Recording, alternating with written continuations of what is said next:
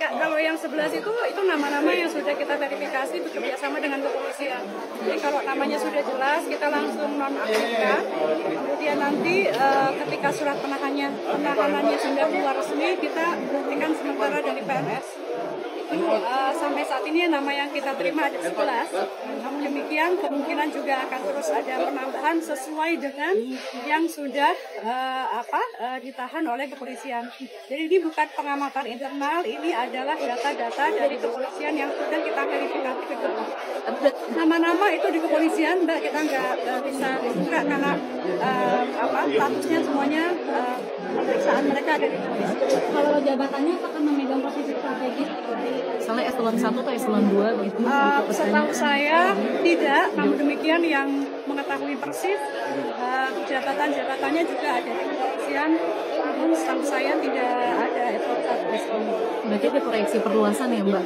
Mungkin tim dari Kominfo sendiri ada pengembangan penyidikan itu hasil koordinasi akhir saya dengan Kapolri. Pengembangan penyidikan itu memang masih memungkinkan, jadi kita nggak bisa sampaikan bahwa ini akan berhenti di mana, akan berapa lama.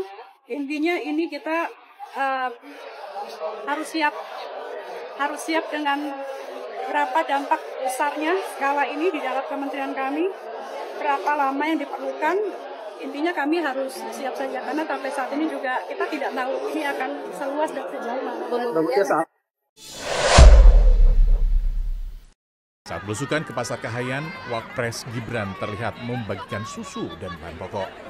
Namun, banyaknya warga yang datang membuat panitia dan pihak keamanan yang menjaga paket bahan pokok sempat kewalahan.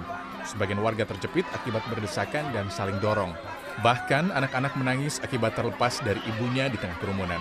Pembagian bahan pokok akhirnya dihentikan oleh pihak keamanan dan panitia lantaran beberapa warga ada yang terjatuh di tengah kerumunan. Meski berebut, sebagian warga mengaku senang. Berebut pula. Tapi nggak apa-apa. Nggak apa-apa. Ibu bawa anak ya tadi? Bawa anak. Itu anak. Tapi nekat Bu ya? Nekat pula. Dapat sembako ya? Iya. Apa isinya Bu? Isinya apa Bu? Beras Pak, gula. Sama gula? Tiga macam dia Pak. Berarti senang ya? Iya, senang sekali ya. Wapres ya? Iya.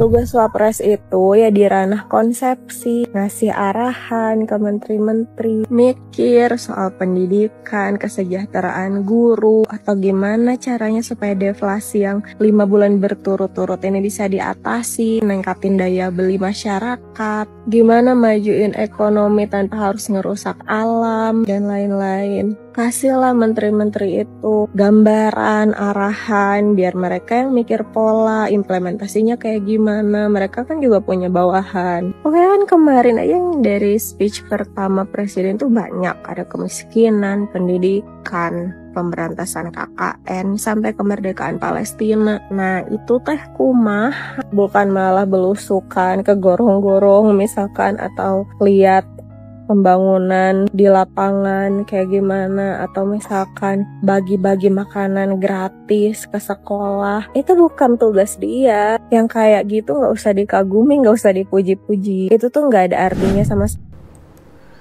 Ini kalau manusia maksa naik kelas, nggak ngerti tupoksinya, kata Preciosa Kanti. Level Wapres itu sudah urusan kebijakan nasional.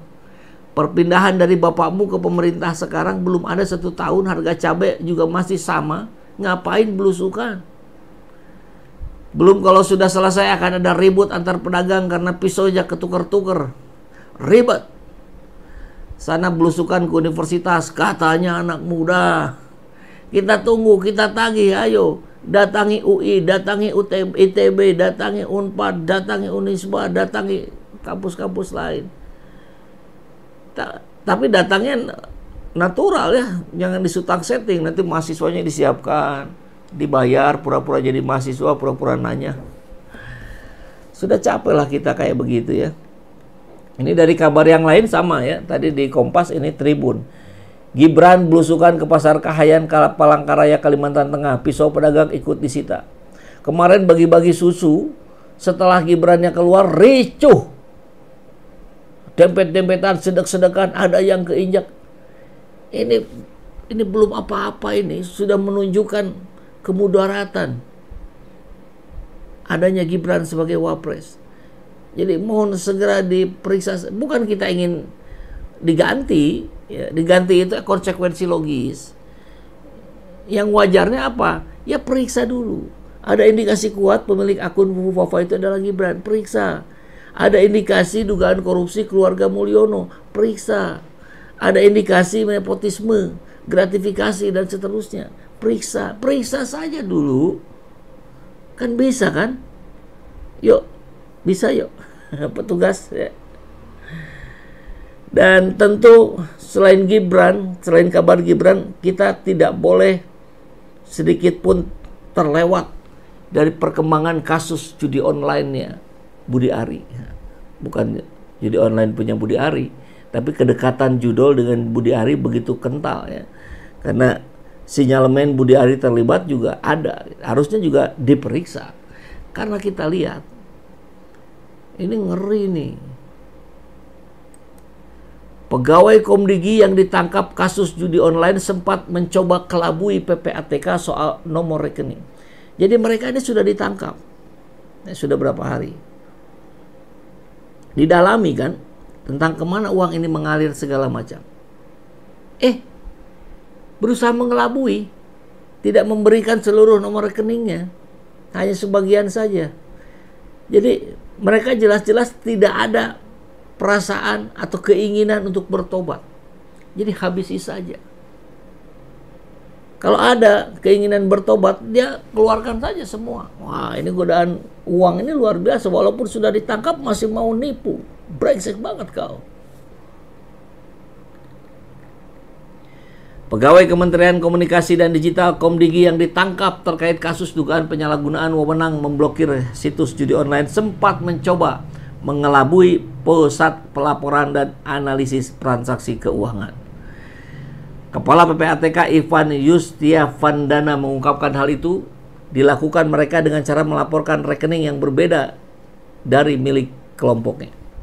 Oknum-oknum Komdigi yang tertangkap juga selama ini ternyata mencoba menyesatkan kami dengan menyembunyikan nomor-nomor rekening kelompok mereka dan mengirimkan nomor-nomor rekening lainnya untuk kami tindak.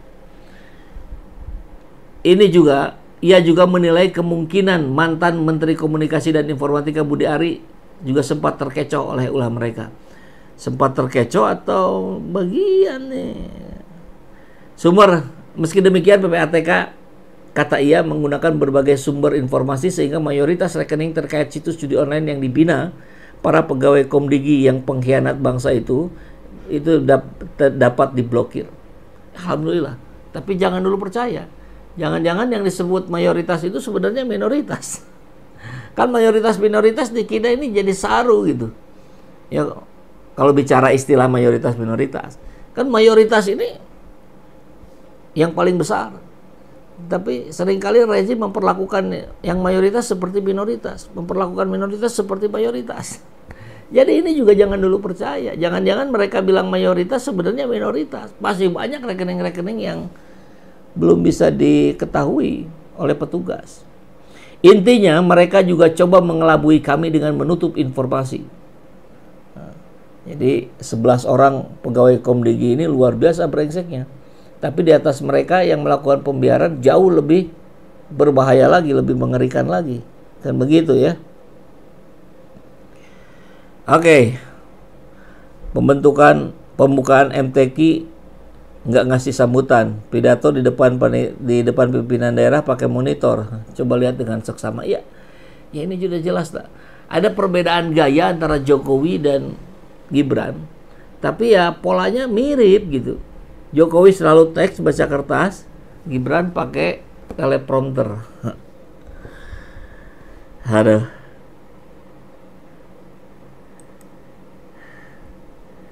Dan kita harus ketahui juga bagaimana AK itu, adik Krismanto, otak dari kejahatan luar biasa ini. Dia tuh ngelamar nggak diterima, tapi kok bisa ini kita simak ya. Polda Metro juga mengungkapkan alasan AK tetap dapat bekerja di Kementerian Komunikasi meski tak lolos seleksi. Kabid Humas Jaya Kombes Ade Arsyam mengatakan tersangka AK tetap dapat bekerja sama karena terdapat standar operasional prosedur baru dari pemerintahan Komdigi. Jadi akal-akalan aturan lagi gitu. Ya samalah kayak Undang-Undang nomor 90 ya, yang meloloskan Gibran jadi cawapres. Ketika ada kehendak, aturan menghalangi, ubah aturannya. Kan mungkin gitu, Gibran belusukan ke pasar juga sebenarnya nggak ada, cuman karena ketakutan, oke, buat SOP baru. Kalau belusukan ke pasar tidak boleh ada pisau di pedagang, walaupun pedagang ayam, pedagang ikan. Selesai itu. Kami tidak melanggar aturan. Aturannya saja kami rubah. Kan begitu. Ternyata terdapat SOP baru yang memberikan kuasa kepada AK dan timnya sehingga mereka bisa masuk menjadi tim pemblokiran website di Kementerian Komdigi. Siapa itu? Pasti petinggi dong, minimal dirjen. Tapi Menteri Komdigi masih mengatakan bahwa belum ada katanya. Belum ada sinyalemen dirjen atau menteri terlibat. Ya, belum ada. Mudah-mudahan besok lusa ada ya. Ade Arya mengatakan saat ini tim penyidik Direktorat Reserse Kriminal Umum tengah mendalami proses pembentukan SOP yang membuat tersangka bisa tetap bekerja. Nggak lolos, diloloskan. Nggak cukup, dicukupkan. Termasuk dugaan adanya keterlibatan pihak tertentu yang membuat SOP baru agar AK dapat bekerja di Komdigi dan mengelola situs judi online. Terkait temuan ini masih dilakukan pendalaman. Ya mudah-mudahan ya Pak Polisi, kita support lah habis-habisannya.